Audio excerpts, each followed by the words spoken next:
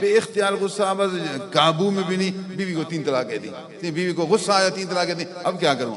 تجھے اب اتنا بھی پتہ نہیں کہ بیوی کو 3 طلاقیں دینا حرام ہے، بیوی کو 3 طلاقیں دینا گناہ ہے، گناہ علیحدہ گناہ، اور پھر ادھر بیوی پر ظلم، پھر اپنی زندگی تباہ۔ کیوں 3 طلاقیں دی؟ اگر 3 طلاقیں دینے کا ارادہ ہے تو ابھی 1 طلاق دو، مہینے کے بعد یعنی بیوی کو حیض آئے پھر پاک ہو جائے، اس پاک ہونے میں بیوی کے قریب بھی نہ جاؤ، صحبت بھی نہ کرو، پھر اگر ارادہ ہے تو طلاق دو، پھر دوبارہ مہواری آئے پھر پاک ہو جائے، اس پاک میں بیوی کے قریب نہ جاؤ، پھر تیسری طلاق دو۔ اگر 3 طلاقیں دینے کا ارادہ ہے تو پھر اس طرح ابھی طلاق دی، مہواری آئے، پاکیزگی کی حالت میں طلاق، پھر مہواری اس کے بعد پاکیزگی کی حالت میں طلاق، اس طرح 3 طلاقیں دینا جائز ہے۔ اکٹھے 3 طلاقیں دینا، ایک طہر میں 3 طلاقیں دینا شریعت میں حرام ہے، اور جو طلاق دے گا گنہگار ہے۔ سمجھتے ہیں اسلام کا مسئلہ، شریعت سمجھو۔ طلاق دینا نکاح کا بھی ایک طریقہ ہوتا ہے تو طلاق دینے کا بھی ایک طریقہ ہے۔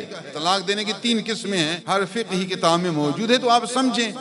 یہ جو اسلام نے کہا کہ ابھی 1 طلاق دی ہے تو ابھی دوسری طلاق نہ دو، تاکہ دیکھیں کہ وہ ارادہ سے دے رہا ہے یا تو غصے میں دے رہا ہے، جوش میں دے رہا ہے۔ پھر کہا کہ مہواری آئے، اب بیوی سے دور ہے نا، اب پہلے بھی کچھ دور رہا، مہواری کے 10 دن دور رہا، اس کے بعد جو پاکیزگی آئے، پاکیزہ میں بیوی کے قریب بھی نہ جائے، بیوی قریب نہیں جائے گا تو انسان کو طلب تو ہے نا، بیوی کو شوق ہوگا، اب اس کا دماغ کوئی ٹھکانے آئے گا۔ اگر بیوی سے دور ہے کہ اب دیکھتے ہیں کہ طلاق دیتا ہی نہیں دیتا، اگر پکا ارادہ ہے تو پھر اب آرام سے 1 طلاق دے گا، ورنہ ابھی دل چاہے گا میں رجوع کروں۔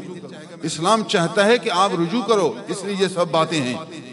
جس طہر میں طلاق دینا چاہتے ہو اس میں بیوی کے قریب نہ جاؤ، بیوی کے قریب گیا پھر طلاق دی تو گنہگار ہے۔ تو طلاق دینے کا طریقہ بھی تو سمجھو۔ غصے میں طلاق دیا، پھر مولوی صاحب کو کہتے ہیں غصے میں طلاق دی، اب کیا کروں؟ اب مولوی صاحب کیا کرے؟